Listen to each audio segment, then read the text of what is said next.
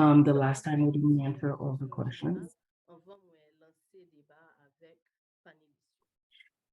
Going into the general questions before I send the debates with the panels. This panel, this date serve as inspiration. So that we can keep on going with the struggle. The last panel was done on the 14th of August, and we had called the last panel Pan Down.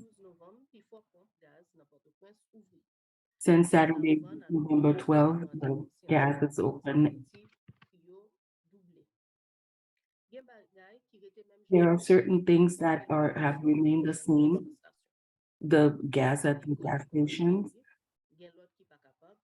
There are some that are able to afford it, others cannot. The life is expensive, it's still going on. Every day there are sectors that are in trouble, sectors that are asking for help. Everywhere is talking about Haiti, there are sanctions taken.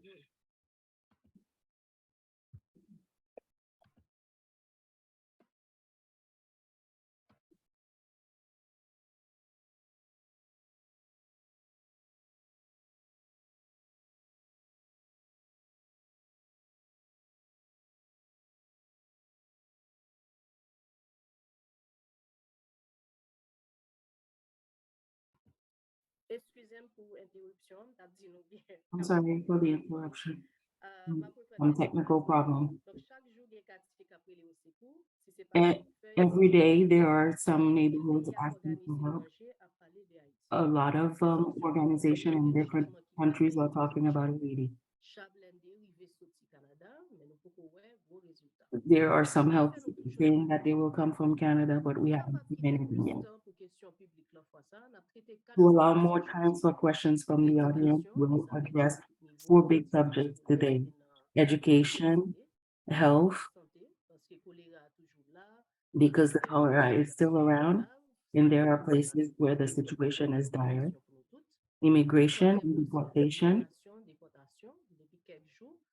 the plight of Haitians living in Dominican Republic at the moment are very critical.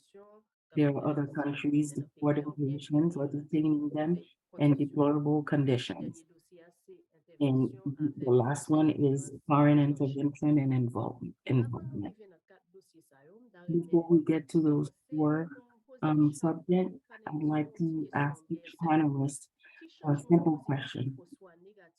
What positive or negative changes have you all noticed since our last panel?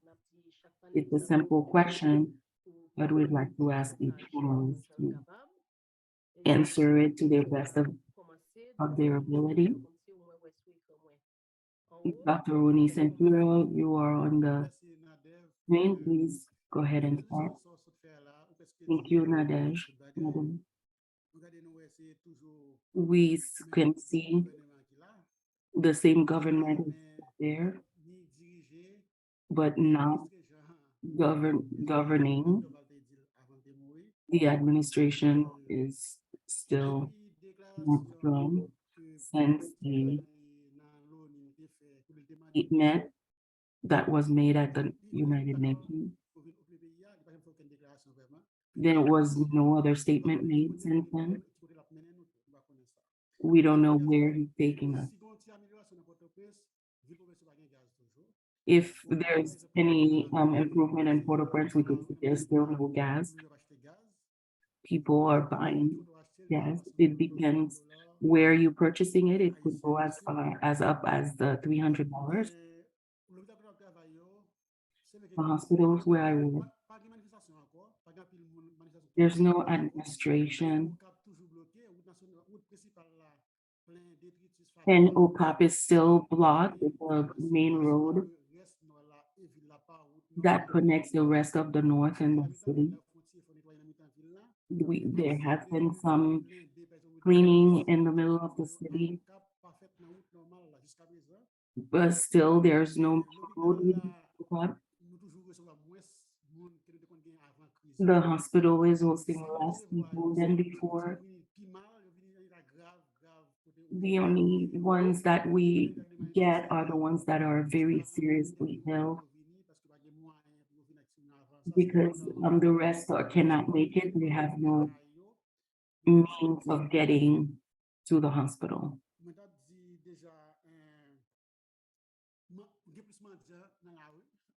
There are more beggars in the street, men, women, children. It's not just beggars that are looking homeless or anything. It's the poverty is more now because of the insecurity. If they open the bandits, the gang, they are locked in house. They're looking, they're watching what we're doing. They're using us as an experience to see, and they're resisting. I'm not sure what they're doing.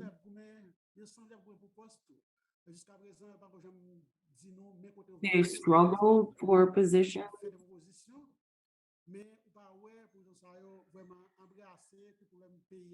Propositions have been made, but none of them are doing anything regarding the problem that the country is experiencing.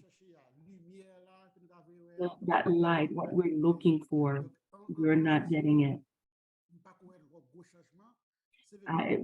To answer the question, I haven't seen any major change since the panel in October. Maïté, Trouillot, I don't know if you would like to pick up at this point. To what changes have you seen since the last time you were on the panel? Ok. Et bon, changement positif ou changement négatif, mais presque dit changement qui t'a fait, quel que soit yo, surtout paraître moins superficiel.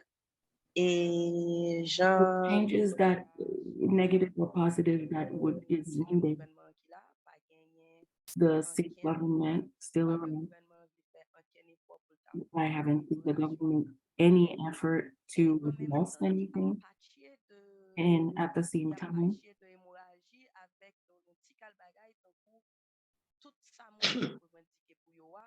everything that the people were asking for, but we have seen very little change in certain parts of Port-au-Prince. In the situation with the gas, and as Rony said, the life is more expensive now. I haven't seen this before. Or you could have gone in the marketplace and buy. You can't buy anything, you go by people, and you could hear them saying that everything is expensive. As far as education, they'll see if they can open this. There hasn't been any changes about full reopening. And still the school is still trying to see what they can do. And again, the government has taken no steps or no responsibility to see what they can do for on any of those issues.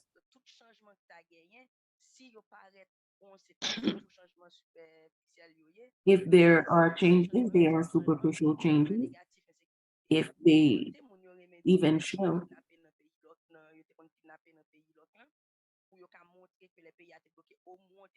they would kidnap people,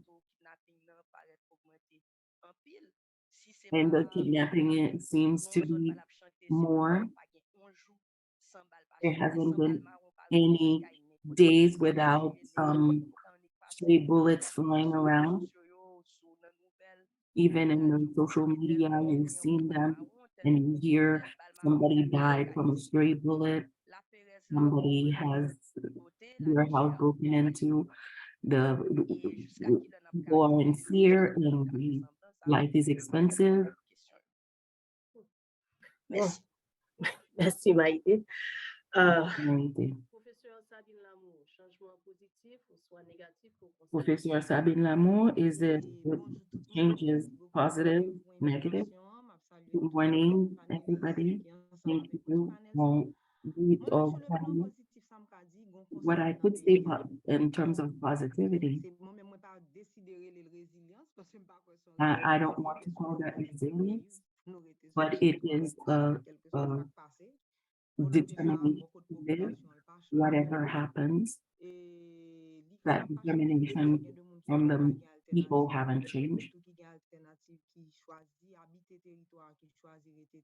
There are some people who choose to stay, even if they have choices.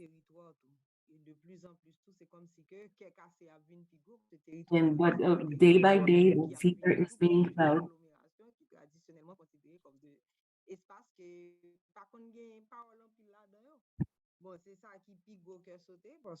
That is the fear is the major problem that we have right now in in the city downtown of Port-au-Prince. The insecurity is still there. It is one of the areas that look like it's still going on, even for the universities and the social science program, whether we want to teach in the university or the regular school, the students.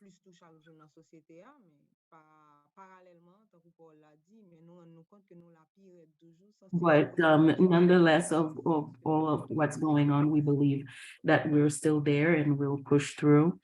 Merci en pile Sabine. Nous content que vous portez quand même pour nos petits points. Thank you, Sabine, since you bring a little bit of positivity. Zéphirin. On salue tout panéliste, on cap coûté. Good morning, everybody. Who's listening. Bagay sou changement positif ou négatif qui fait déjà. Et sinon, moi, j'ai ajouté 2 points. I would like to add 3 points spécifiques. one specific point.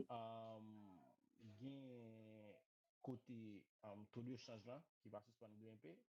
We have the 14 octobre, il était 120. October 14, it was $120, the exchange rate. And we know that on the market right now, it's much higher now. When you go and purchase something simple every day, you could see it. Another thing is what's going on in Dominican Republic. October 14.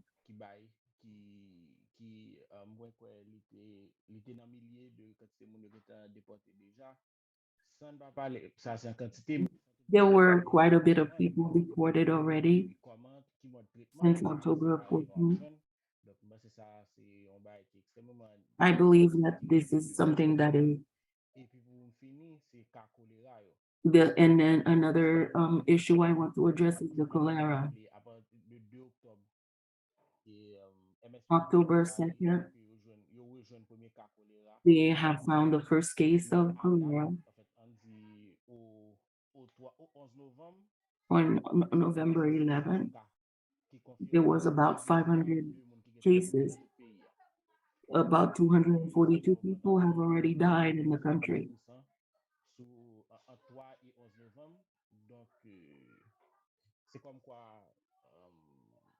mauvais situation yo pas it it it looks like the situation, the dire situations are not changing. The insecurity, the high price for gas, the kidnapping.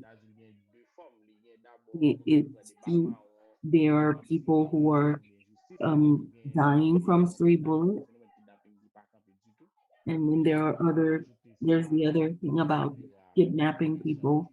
You add that to the cholera issues.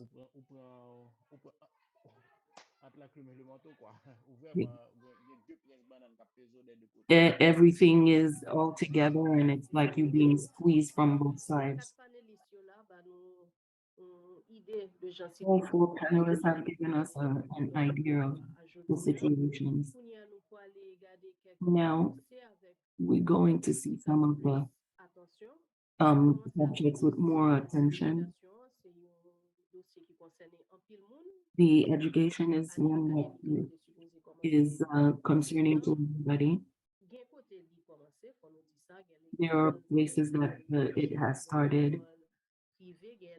There are private school that has started online. Some of the provinces or countryside, they have started again.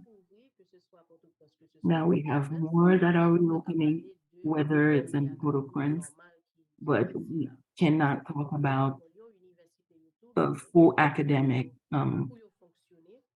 functioning. I'd like for a few minutes that we discuss that. Several educators on the panel. Sabine, would you like to start? D'accord, Nadève. Et par rapport avec situation éducation, nous capable dire, moi-même, moi pas trop au courant de situation qui Par rapport à la situation éducative, I'm not too aware of what's going on I'm in not the school. too sure about the situation with the primary school. It's the I personal. don't know, some people have personal issues in their lives that put them in the situation where their kids cannot.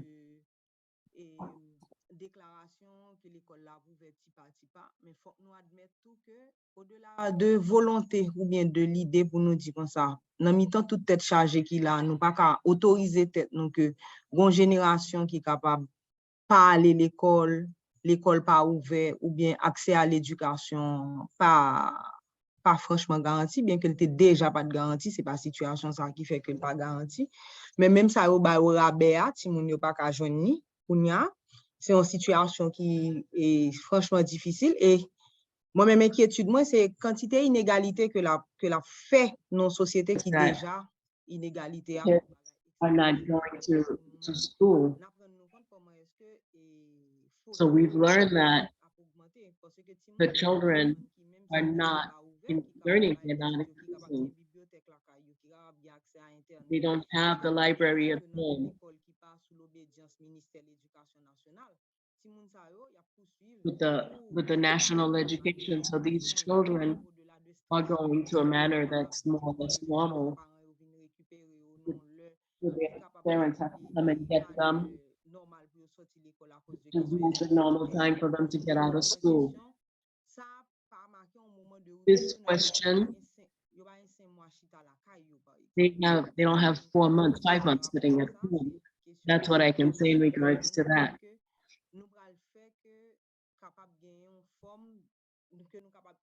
We're gonna make it out so that there is a document if we can situation the children are in, because it is an issue that makes it very Now regarding the university, difficult for the kids.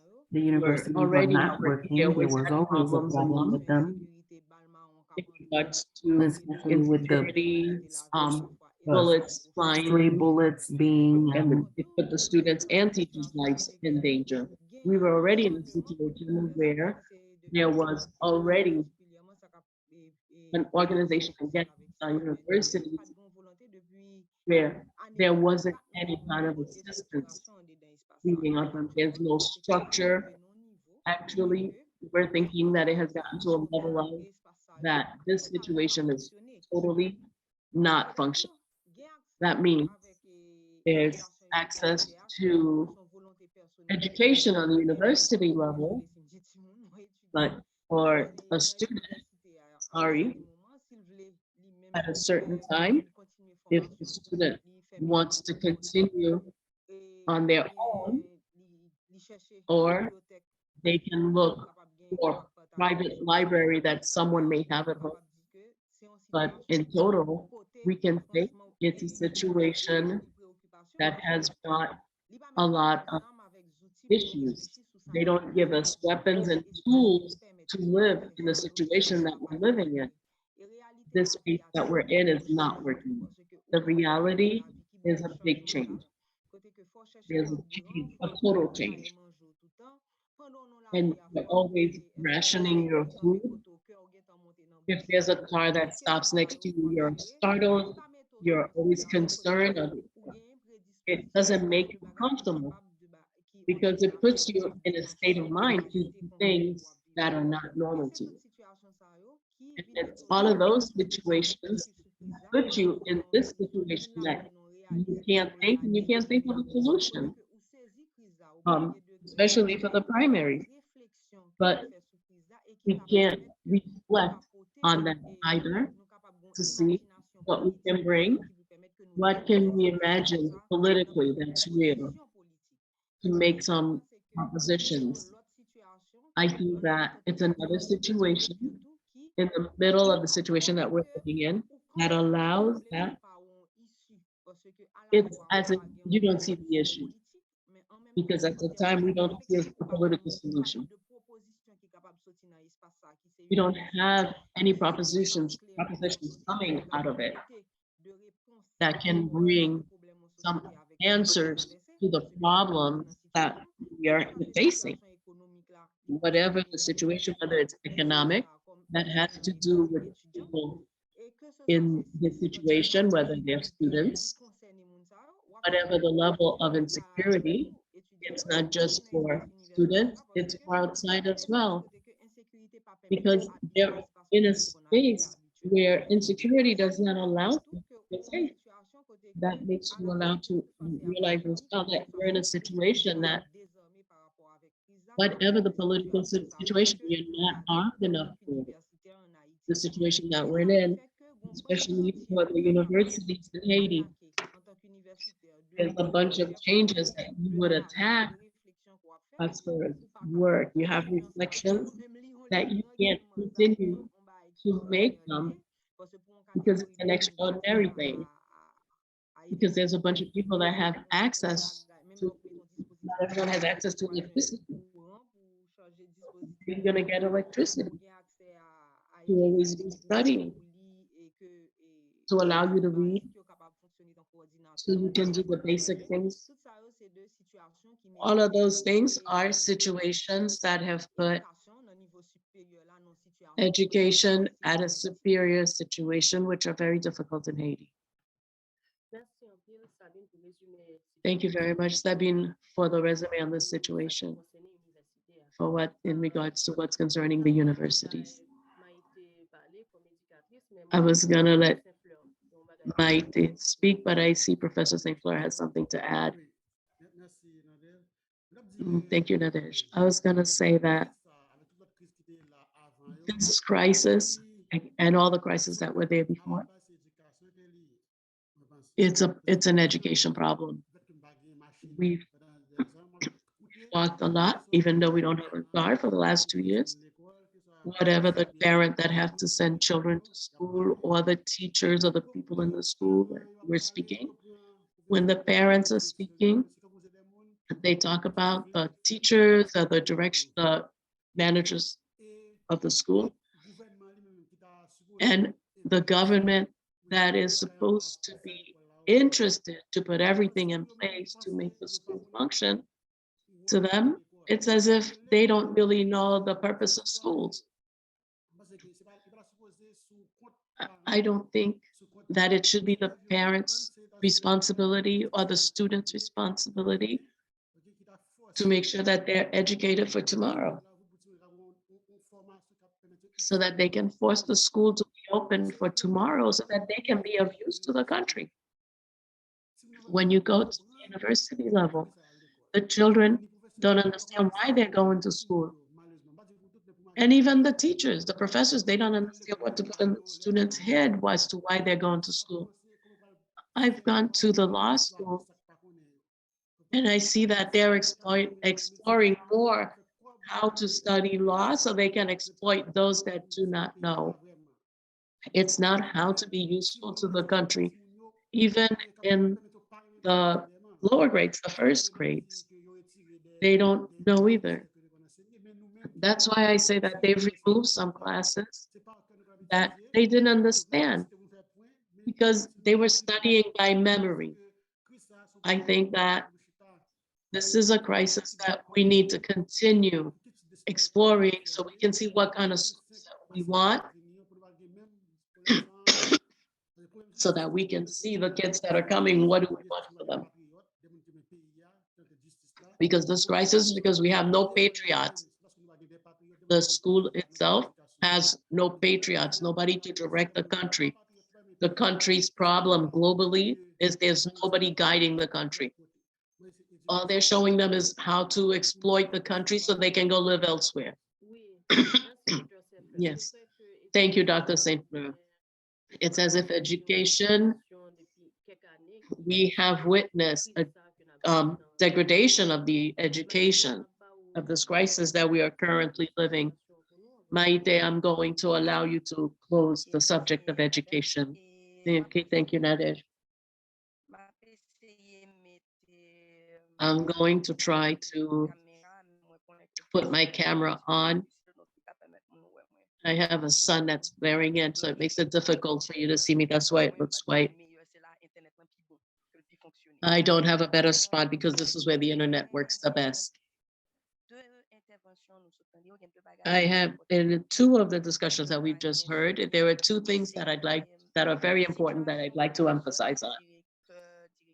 The teachers, the directors of the school, the population is starting to turn against them. And then there is a part of the intervention of the people that say of the university. There is a group of children that are in high school and some college that are very concerned about what's going on in the universities. They are very concerned by the situation. Can you let me know if you can hear me? Yes, we can hear you. They are very concerned about the university problems. And for them as well, it's giving them more problems, that the university is giving them a problem because they can't attend. The situation in the country is giving them problems as well because they don't know what they're going to do. In order to, I'd like to remind you of October 14, the minister had said the schools would be closed for the period of October. And then they had said the schools would be closed. So it was very funny. What schools? What schools? Because the schools weren't open. It was one of the first things for those that hadn't seen it, that the government has the school in their mind. I don't know what they're thinking. The school system is in their own mind. It's real for them. If you ask them if everything is fine, they tell you, yes, everything is great. Well, October 14th today, you'll see the new articles, what they're publishing on the official sites. Here are the dates of going back to school. What are those dates? They'd have to put these things in place. But for him to take the responsibility as the Minister of Education, what is the new school calendar? There is no new school calendar. So what is this based on? So everybody's going to do what they want to do. It's everybody's doing whatever they want, but there's no basis. The first thing, when they talk about going back to school. They've left the private sector to manage on their own with their own means, and then them they're testing. So this is a way for the government to remove itself completely from the insecurity. So it's a private sector that's testing everything. So don't forget, 8 out of 10 schools are private. So I'd like for the Minister of School to get out of it completely because he's the one that put the notes out.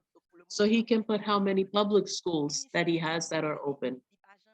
The minister is speaking. He's never said because he put out a note that parents can come and complain or on the radio or come to the clinic, the office. They're asking to be paid back. But even there, this is something that they should have done for the private school to deal with the parents, because there are schools, even if they're not asking to be paid, but they don't stop paying the teachers. But the teacher is also someone with needs. So a lot of teachers are putting together pieces, piece by piece, selling what they can, selling their time in different schools. So when they're not in school working, that's a paycheck that's not coming in. I'd like for the Minister of Education tell me when was the last time he paid the teachers? I'm talking to teachers that are not getting paid currently. So the government, not only are they not taking their own responsibility, but they've put the schools in a position where they have to fight with the population. So when a school takes its responsibilities, they are open because they owe the children an education. Because there are parents that are saying, I need to go to work, so I need to be able to drop my kids off at school. There are other parents that say, better if the school opens, there's more protection at the school. At home, there's more opportunity for the kids to get hit by a stray bullet. So they're waiting for the country to be in lockdown so they can say, hey, you're asking to be paid. And at this time, there is a fight between the education section and the parents. So the whole population thinks that schools are trying to open so they can make money. They're not trying to open to make money. They're trying to avoid having a whole generation go to waste like this. It's a school year that has started now. Is it going to finish in June? Is that child going to have the opportunity to go to university? It's been 4 years that we've been living with this lockdown issue. We're living with the consequences of all of these problems, the government problem, the different regimes. When you have this child that thinks that they're going to finish this school, if they find the opportunity to go to a university outside, the kids think the best solution is to go out of the country. Let's look at France. You have to send your documents. That's by the end of December. So that student that's in philo, what grades are they going to have in December to send? What documents are they going to have? Even if they were giving the opportunity to go start school in June, July, they can't. The state has already told them, spend a year sitting at home. So that means all of that has to do with the frustration that the people have with the education system. Don't forget, we have a government that is reassuring itself to diminish the level of education. They had said long before we were with the people that knew how to read. So now they're saying, let's try the ones that don't know how to read. So why are they now going to put out how many kids that are coming to school that all they're thinking about is alcohol and good times? When you have a 10-year-old that you're sending to school, the parents send them to school. The parent says, I can't wake them up in the morning. And the child is screaming. I have a 17-year-old that I'm observing that the teacher has maxed them out because you can't imagine this. Those are for the kids that haven't gone to school. But there are parents that say they're not sending their kids to school, and I understand. And I myself can't see sending a child to school, and I believe in education because the crisis that the parents has to deal with, because the child is sitting, the parent then has to sit in the schoolyard because they're like, I want to be close to my kid. And the teacher says, we're putting down inequality because the kids that cannot follow the classes, that have all the problems, that are living with the stray bullets, they're children that are more in the areas, they're frustrated, they can't concentrate. They're waiting when their parents go out, they don't know if the parents are coming back home. They don't know if they're safe and secure. When they lay down under the bed. And the first person that tells you they've left one area to go live to another area. They left Martison to go to Café. They left Café to go to La Plaine. Or it doesn't matter what area that person goes to live in, and they can say they're at peace. Even if these people, they try with both hands, they try everything with everything that's going on, with all of that, I don't believe that it's only 1 year that we need to reconcile, but the students as well need school. So the students, they don't believe the school is going to be really useful to them. And they're saying, why am I going to go study? I go study today, and then there could be a stray bullet that hits me. So at this time, we're really stopping the children from believing in education. And as far as I'm concerned, education is the minimum that we have to give these kids. And there's a whole bunch of other socialization.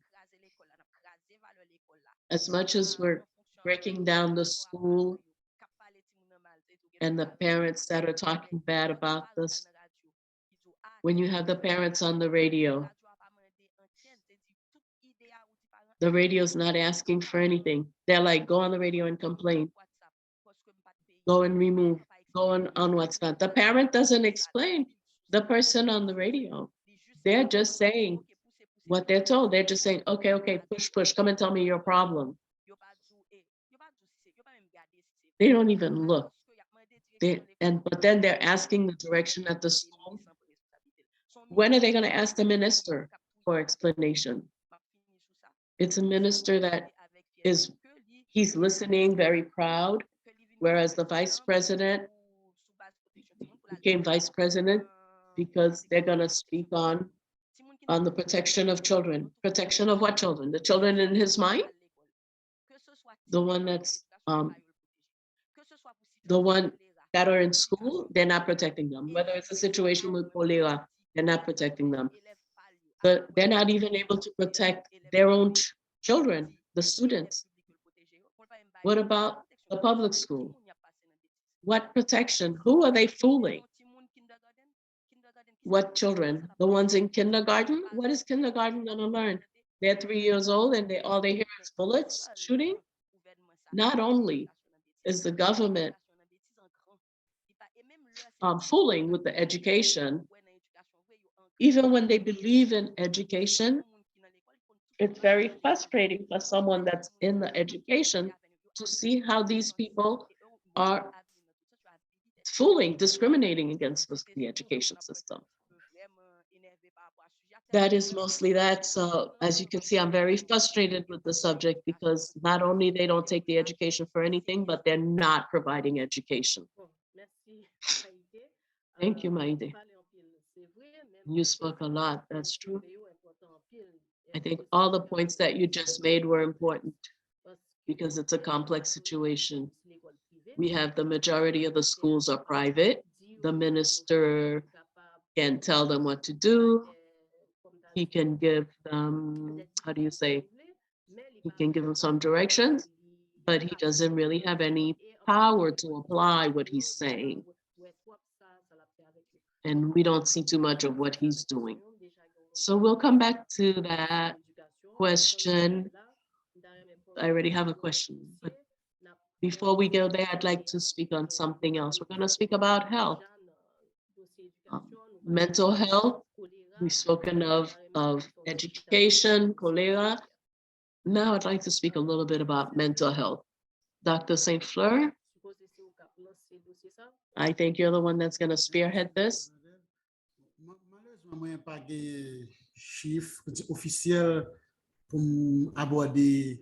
I don't have official numbers to speak on this moment. We don't have a minister that has given us any kind of numbers about mental health during this crisis. We know that there's an implication with the people's mental health.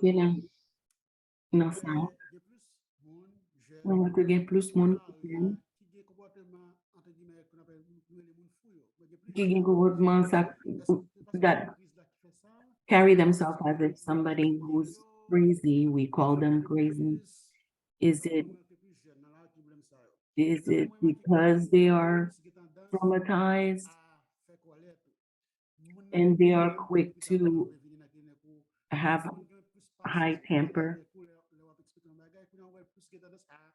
Now, before they used to be able to listen to you when you're talking, but now they're quick to get upset. And sometimes you're talking to them and they're spaced out. I'm not a psychologist or a psychiatrist. I cannot identify the problem and how we could address this problem. The cholera, as I said, is spreading in Port-au-Prince. It's all over the country. Because the country is on a lockdown, it's fortunate and unfortunate. In the north, we haven't registered any cholera cases. The cholera cases are more concentrated in Port-au-Prince. And it could be from one neighborhood to the other.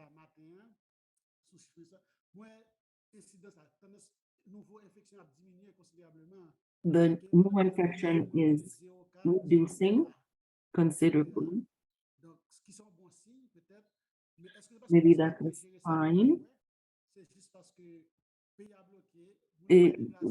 Or is it because the country's on lockdown, so they're not able to move around? Is that what's reducing the numbers? The numbers of the people. To in regards to what Dr. Saint-Fleur just said, it is the reports on the cholera has been 212 cases and 142 deceased. In the West, in some of the communities and districts, and Artibonite, and there are some cases that look suspicious in the South and Southwest, but they are not, that they have not been confirmed. We are hoping that it doesn't spread out around in the country. But there's something else concerning health. The leaders of the past years, they haven't been the type of leaders who could do anything or have done anything for the situation. There were some hospitals that were complaining that they couldn't find gas. There was a block on the gas. I'm not sure, maybe some patients died because they couldn't find gas so that they can get the generators working. We just spent about 1 or 2 months without any gas, and we were functioning on a rotation system because we are taking care of it's emergencies. We're taking care of sick people.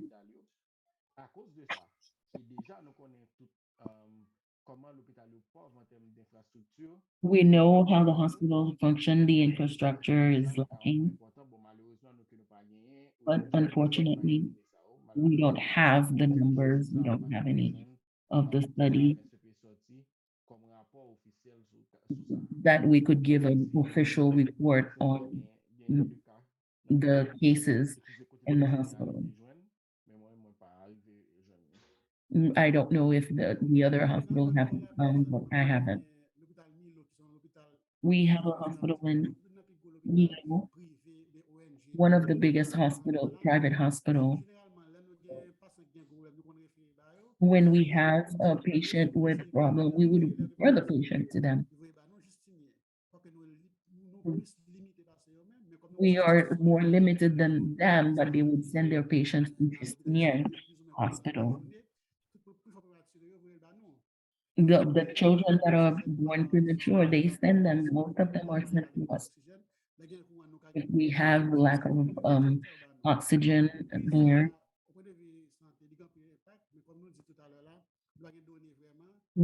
but as you said, we don't have the numbers, we don't have the reported numbers to know what's going on in the hospital, the different hospitals. The premature children, at night, we don't have the electricity. There's no gas to get everything going, so those children suffer. It is a problem that we don't have the numbers, we don't have the reported numbers. When someone says that they have a parent or a family member that died, there's no way to identify that into the counting of a number of numbers, just like the cholera cases. But we don't know how many people are affected or have necessarily died, and the numbers are accurate. But we are going to move on to the issue of immigration and deportation. Unfortunately, as we said, that what is going on, we are in a critical position now with what's going on with Haitians in other countries and next door, and I would like for the panelists to address the subject.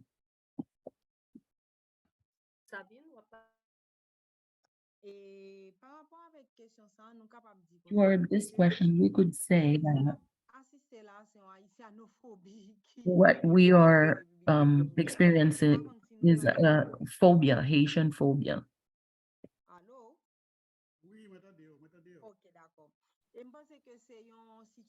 I believe that it's a situation that is there that has been growing and growing because it hasn't been addressed. The Haitian government has not spoken to the government of Dominican Republic, and that's why the situation has gotten worse. There are a lot of women in Haiti. They go to the Dominican Republic to have their babies, and they are not received, and they end up having the babies right in front of the hospital. This crisis is because we don't even have health centers. That is the reason why, because those centers are no longer functioning, and these women are needing care, and the Dominican Republic to get those care.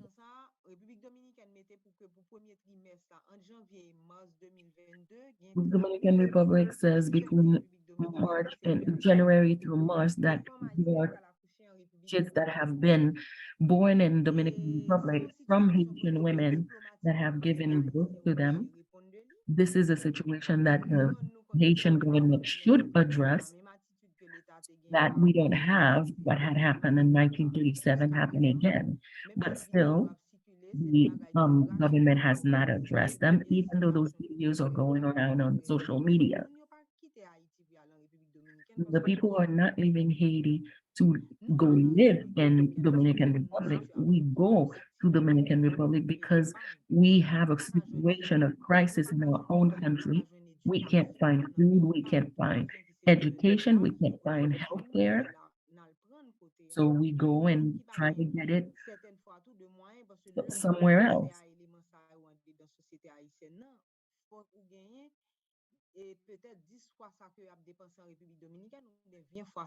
They have, some of the families in Haiti may have 10 times what they could spend in Dominican Republic. There are some basic needs that one have that must be fulfilled. If there is a situation where people cannot live in their country, but the Haitian government should have had a statement or some type of communication come out to address it. It was the same thing that happened when they had the crisis before, where the Dominican Republic said the people who were born in Dominican Republic several generations down were not Dominicans and wanted to return them to Haiti. The Dominican Republic government, they have their own infrastructures and their structure. If you had several hundreds of kids being born in a trimester, the way that the Dominican Republic itself, they are not concerned with those children, and they have to address this influx that is happening to them.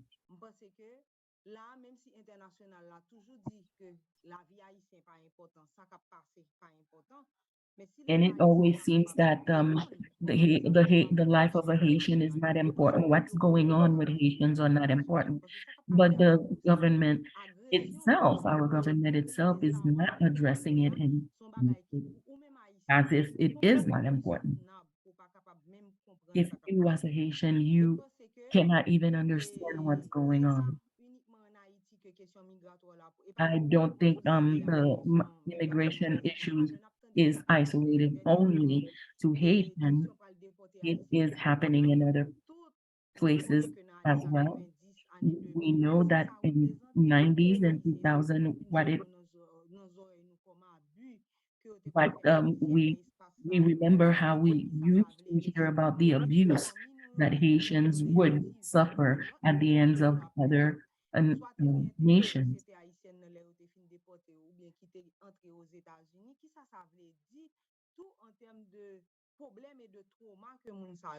And what it is that we have not addressed about the problem and the trauma that these people have been subjected to.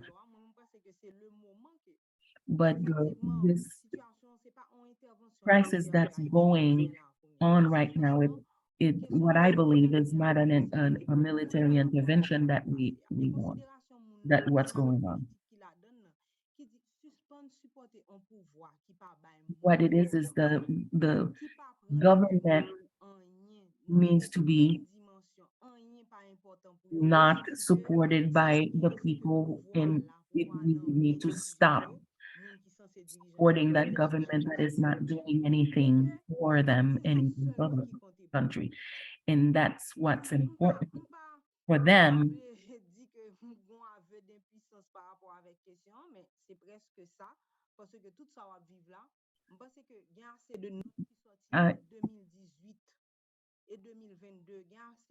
I know that there are positions that has come up since 2018, 2022, that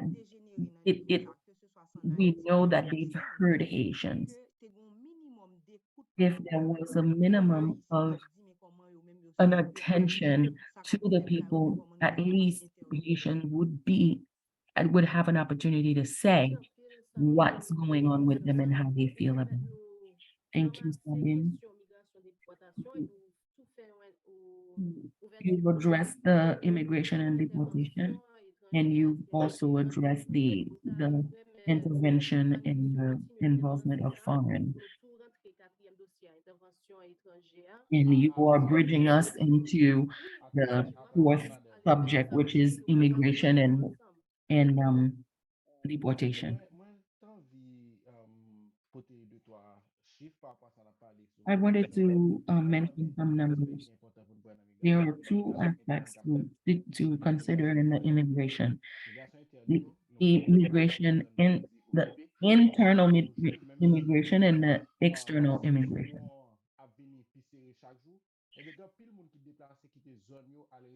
There are people within the country that, as things are getting harder for them, they leave a certain area and move to another area. 113,000 people have left some areas in Haiti, leaving the capital because of violence and gang activities. Although there's not necessarily a civil war going on, but people are moving. 112, I'm sorry, 13 people moving around, or 96,000 people moving from one sector to another. The external immigration now.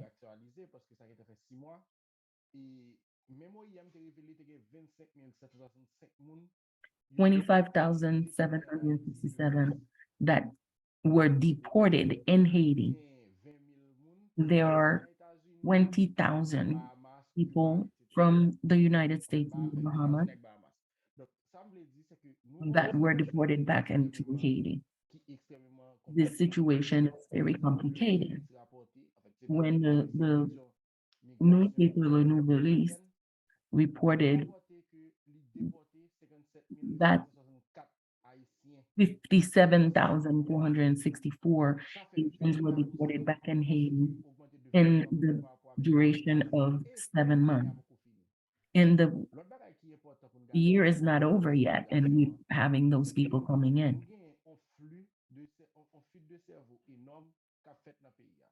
And then there's a complete lack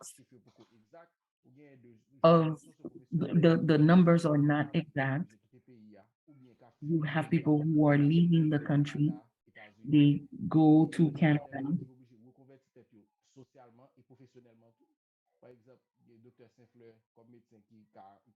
For example, Dr. Saint-Fleur.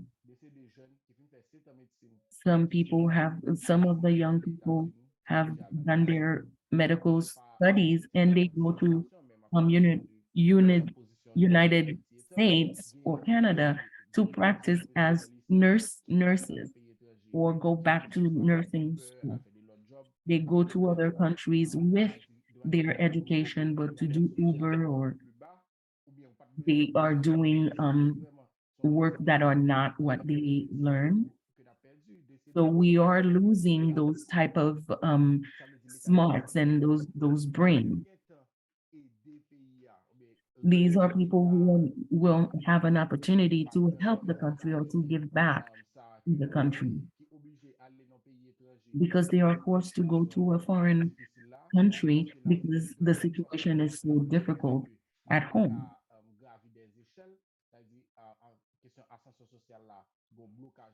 They have no way of moving up in their own society, in their own country. Haitians are being deported. In Haiti again, this is a real situation, a real problem. I've seen on Twitter people saying that a young student went to Dominican Republic, l'école de bail comme ça et puis déporté mais dans le moment qu'il a déporté là il va faire le ramasser ça le gagne là pour la and then the time come and they wanted to deport him, and they didn't let him pick up his belongings. Everything that he had, he was deported without them. And this is a systemic problem. When they are deporting them because of racism and prejudice,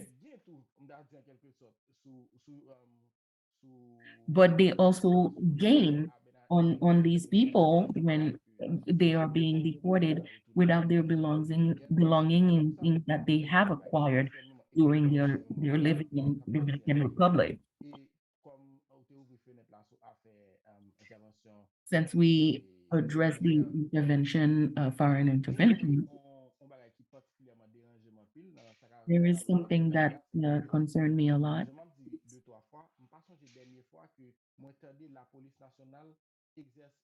I can't remember the last time the national police have taken into mission to go to certain areas to try to fight the gang.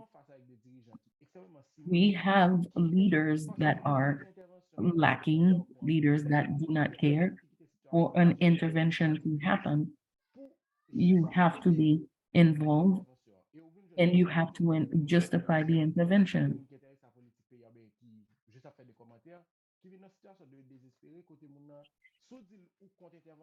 And people are just getting desperate.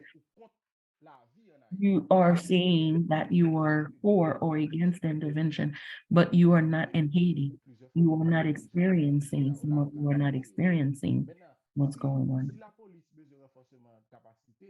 If the police would want to do this and they would need help, and mercenaries and people would come from foreign countries, we could put that on the table and address it. But this notion that it has to be an intervention that will fix the problem is not true.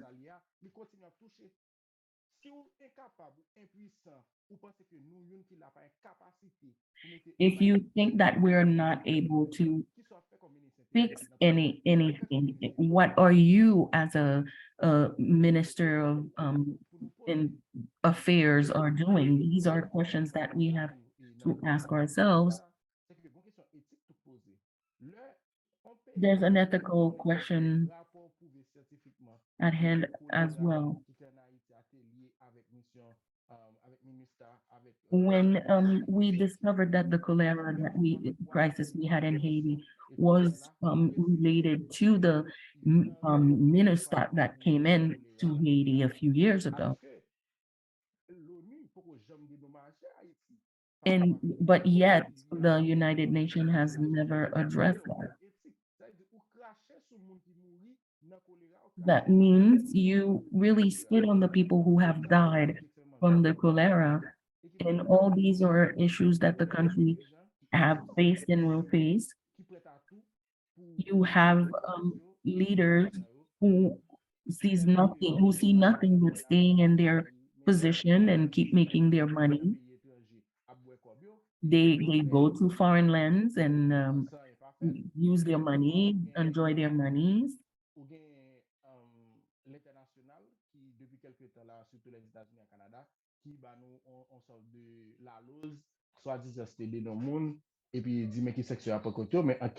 And there are the international who has given us some people saying that this is what would be taking place, but you can't see any changes, anything that how that has affected anything in the country so far.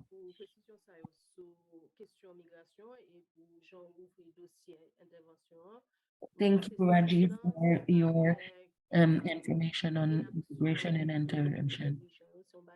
And we come back again to the inactions of the leaders. And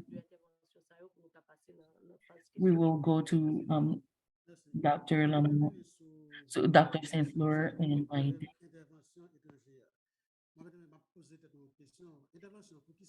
The foreign intervention, I ask myself, why?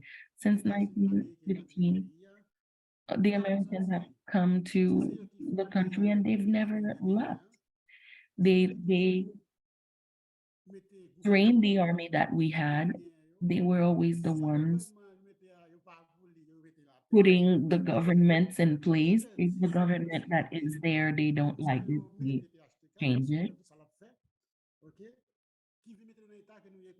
And this is what the reason why we are where we are today. The situation that we are now they're saying that we need intervention. Why an intervention? For what?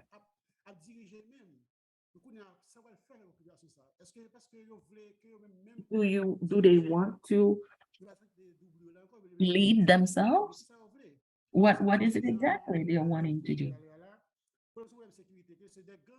It's a security problem. It's gangs that are taking over.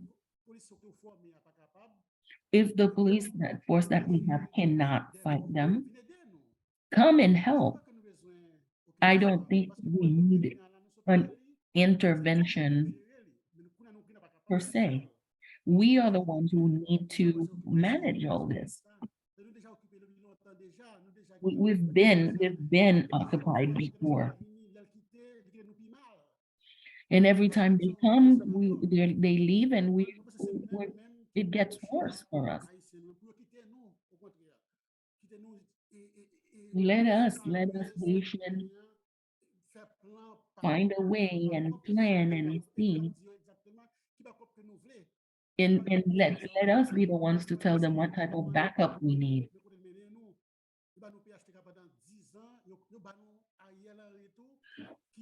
They gave us our LRE for 10 years. That's what they've been doing. We have no gas, school is not functioning, hospitals are not functioning to the max.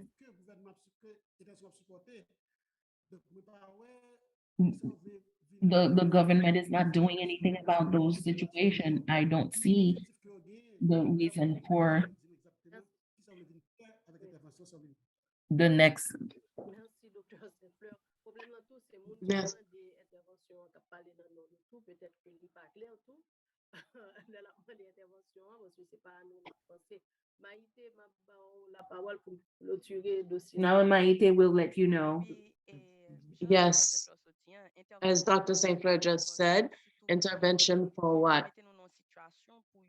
They've put us in a situation to let us know that they divide to conquer. Everybody wants to breathe easier. Everybody's asking for intervention in the population, thinking that it's going to allow them to breathe easier. But they all need to breathe a little easier. Now, the question that there is the intervention that the government that is supposedly representing us is for what? And it's normal that they're the ones asking for it because they're trying to consolidate their position. They're asking to be reinforced in their position so that they don't have to deal with all the crimes that they have committed. So that means intervention is going to allow them to be there even better, even more. As Dr. Saint-Fleur had said, since the US and all the other countries have come, they're already there. We are already an occupied country. We don't have our independence. And if you're speaking of a concrete intervention, I'd like to know where these foreign interventions have resolved any of our problems in the system. Actually, they've left us with some problems that in the long term or worse. Don't forget, whatever foreign aid that came in, what exactly did they repair? While they're there, that's when there's more, and that's when they form for more. we can ask, what is we can ask, what did the minister that's been there for all this time do? Sincerely, the question that, as Dr. Saint-Fleur is saying, intervention for what in the general sense? Everybody thinks the intervention would allow us to breathe a little easier. The way these foreign countries have a way of organizing, that means we're always going to have the same consequences. We're going to speak about the minister, the sexual acts on the women. I have how many children that have come to the school with, they don't know who their parents are. And these are schools in the neighborhood, and they're telling you how these children were born. You know, they were raped by the minister agents.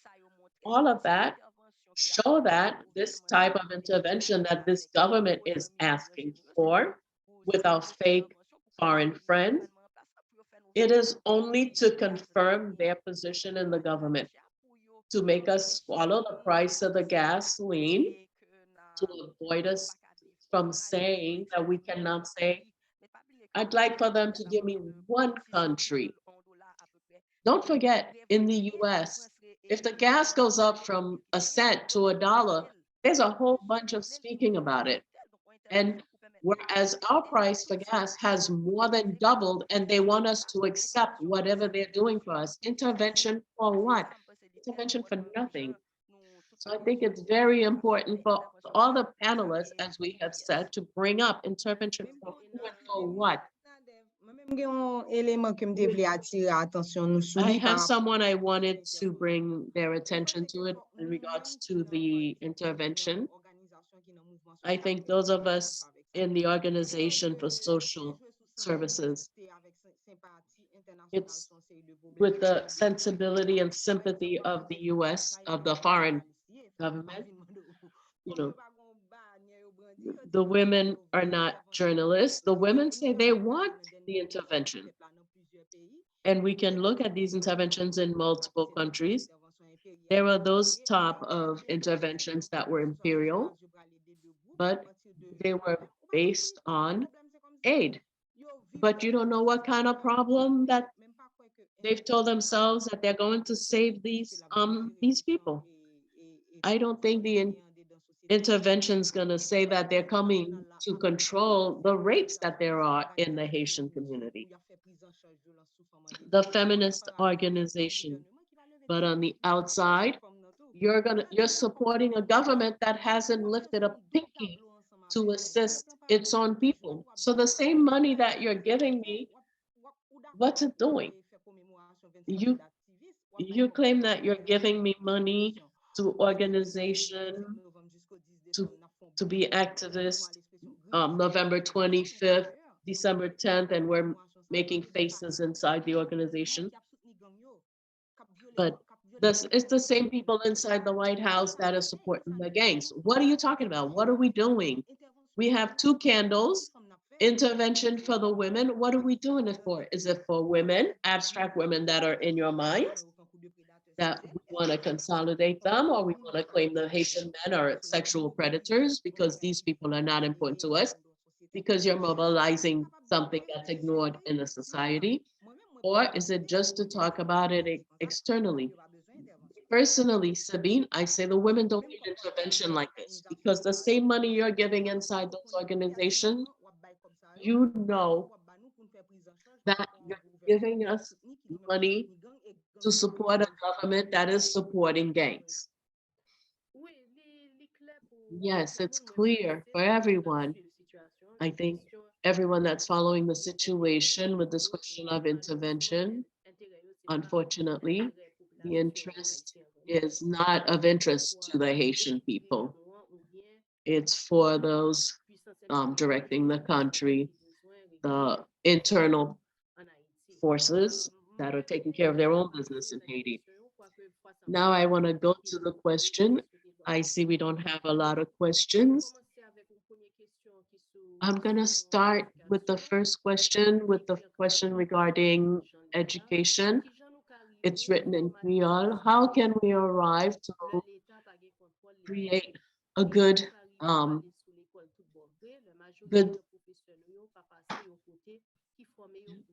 how can we formulate good citizens for a country that the government doesn't control the schools? How can we arrive to speak on schooling for real for the majority when the professors didn't go to any kind of school to educate them? Why is the minister of why does the Minister of Education refuse to close school? The minister is not invested in people that are there to teach the teachers. I don't know if anybody else wants to answer that question, Maïté. Before Maïté responds, there was a movement in the schools, and they were asking the students. One of the things that had happened is they had started shooting inside the school. Maurice Saint-Fleur, a young man in the school. Every time that there's a movement to revindicate, to something happens, there's always shooting. They're always shooting at them. Okay. Yes, there are multiple cases of aggression that comes from there that has happened against regular schools. Saint-Fleur is a case that we cannot forget, but there are a lot of aggression cases that have happened, unfortunately. Maïté. Yes, this is one of the first things that we always have to speak. The people that are in the education sector, that they study in regular school, whether they studied somewhere else and then got into education. I don't believe that the group of educators, that the educators are not fighting and asking for better conditions to work, better conditions for the students. This is something I always see on social media. They're always saying yes, but there's always a manifestation. They're saying these school people are always protesting because we know both the learning process and the teaching process has not been addressed. And we know that the government should take that and should be responsible for that. And it's when they say, why doesn't the government take the decision to close the school? I'm in education. I work in multiple schools, and I've done research on multiple schools. We don't have to lie to ourselves. There are a lot of schools that deserve to be closed. But there are other schools that even the government and the people in education are saying those schools can't close because they tell you even a bad education is better than no education. So for me, the government goes on 8 out of 10 schools are private. I'm gonna take these numbers. I'm positive of the number 10. So even if there were 5 schools that did not have a star that should close, the government says, then they would have to find a school for these kids to go to, and they can't afford to let these schools close just like that. In all of these little schools that are functioning with these mixed classes, recently there was a teacher that was taking pictures in the school where he was working, which is a school of one classroom, and the school had classes from 8 to 12 and 12 to 4. And that school went all the way to the 9th grade. So when I asked did all the classes work? And they said, yeah, sometimes we only have 2 students in that grade. So the government needs to evaluate the schools more than there are. But since this is the way they're doing it, since the government does not show any interest or responsibility for the schools because they can't do school.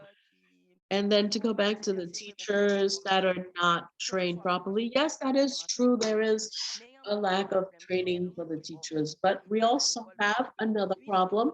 We have people that have the proper credentials, but they don't stay in the school, in the education sector because of the salaries. And remember, every school pays the way they want. If the school's a school that respects itself, it pays better.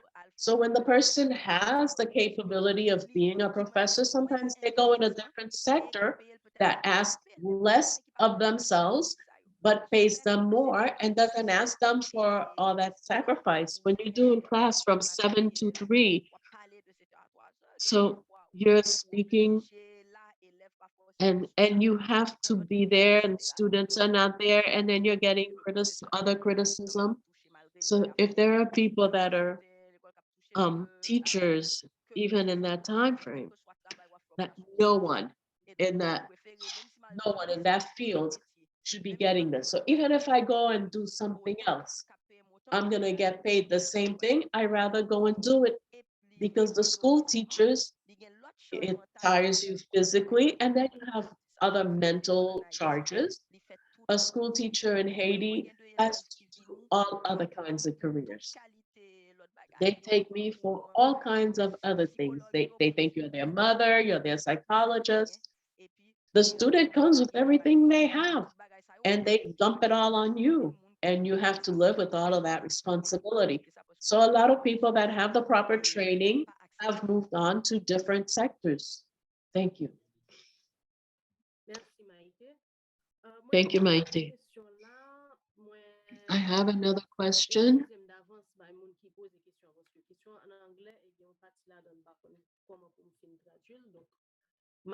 Essayer bah nous faire un résumé question pour nous et puis n'a regarder qui est-ce qui est capable de répondre. The Knights of There's a question. It's in English. There's something I'm not quite understanding. I'm going to try to give you a synopsis of the question. I don't know if you know what that is. I can't translate that. They've tried to help Haiti with products, medical assistance, food, etc. But our biggest problem is trust and how to work with the government to reassure themselves that what they are giving, the products that they are giving, are going to the Haitian people. I'd like to have one person. One representative that can help in this manner. How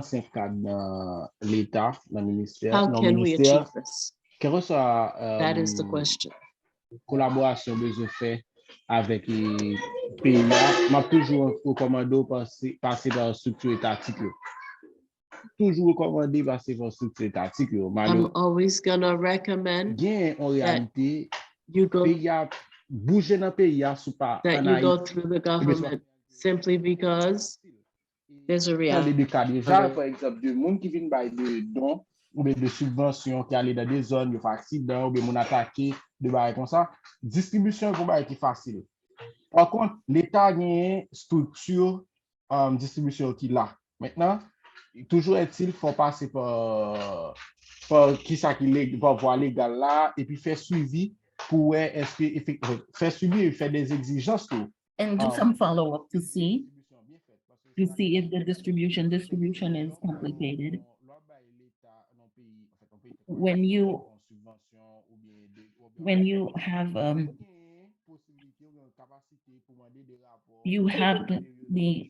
the possibility and the capacity to ask. It depends on the amount of the items that you're giving.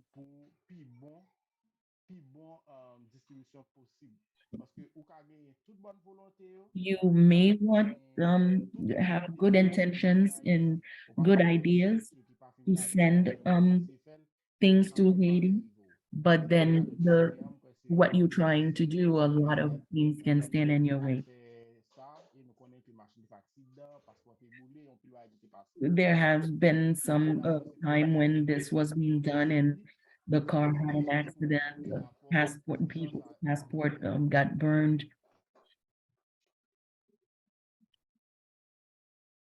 Merci un peu, Radjiv. Moi, ouais, que Dr. Saint-Fleur. I see that Dr. Saint-Fleur would like to talk. I'd like to let you know we don't have a lot of time left.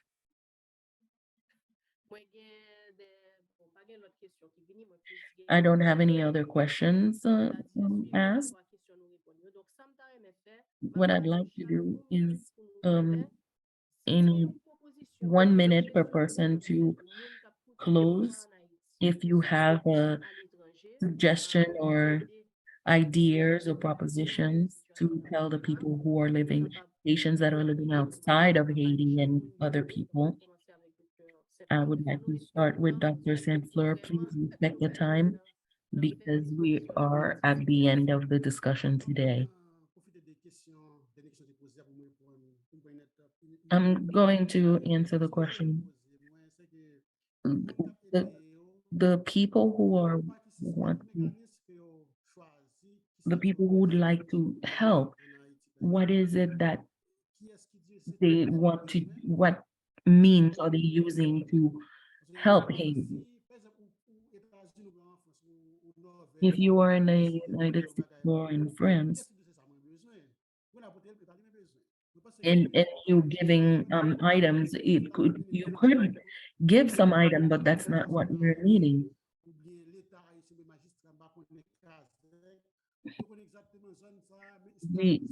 Where are you, can we get to where we know this area is in need of this type of items? That's the answer that I would have for the people who asked the question about giving aids. We have to work on the structure of the distribution of that, but to organize the country in what type of education we want to give. If you are going and helping in those sections, yes, you're welcome. But if it's about rice and beans and corn, if, if that's what you are going to give, like for some thought put behind it in some type of slowing down in that thinking in that process of just foods and food products and health. What we want and what we need is a better life. If you're just giving little food and so that they eat one day, that doesn't mean you friendly for that. While we may need those, the help that we need is different. Thank Sabine you. Lamour, dernier mot, Oui, moi-même, moi totalement appuyé et I ça, agree Saint-Fleur with dit, Dr. et Saint-Fleur. moi-même, moi pensais tout par rapport avec situation que I nous believe vivons en Haïti, also, parce que considering the beaucoup de situation bagages que n'a in parlé Haiti de right now, mais qui ça there's a nous lot parler that de we transition de rupture, exactement qui contenu nous mettons en de transition de rupture là, comment chaque groupe haïtien ouais. N'a parlé d'un we centre are talking about. comment est-ce que pour nous How do we, ta capable de dépasser crise how can we help? How can you help us through this crisis? qui gon vision de société, qui gon vision comment And we would need a group of Haitians that have an idea or a vision for the society. And those are the Haitians that we need to express themselves to talk about that. Because there is a group that they have, what type of mechanism do they have to present so that we can present resources and what potential that we have. I don't think there is any country who could be an example of it for anybody else because everybody is living their life as it comes and what it is to them.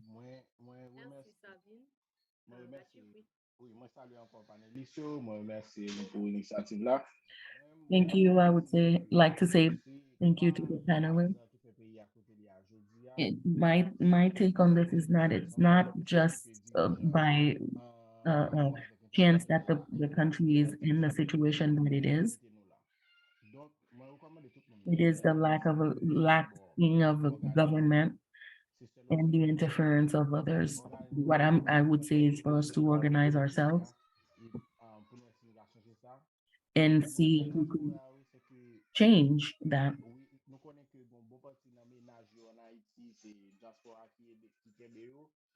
We know that there are a group of people in Haiti, a large group, that they are being supported by the diaspora, the help for those people.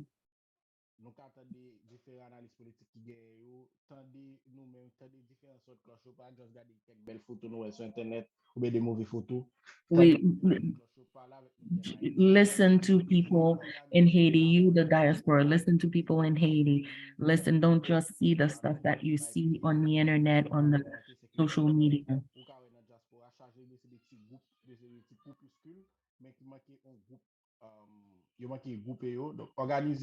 You could see in the diaspora there are some that have good intentions, but they are in little groups, so they need to be a collective. Merci, Radjiv.